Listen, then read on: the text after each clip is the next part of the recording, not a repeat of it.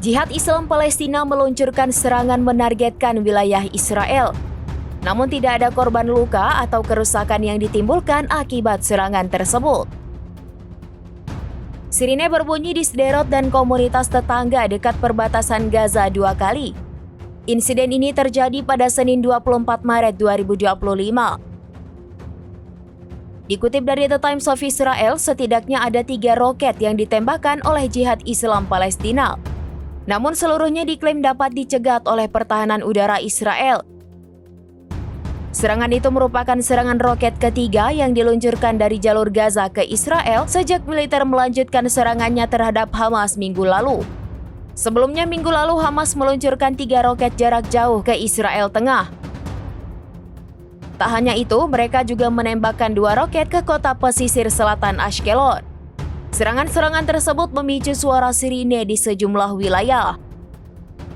Merespon serangan ini, tentara Israel memperingatkan warga Gaza untuk mengungsi dari area tempat proyektil ditembakkan.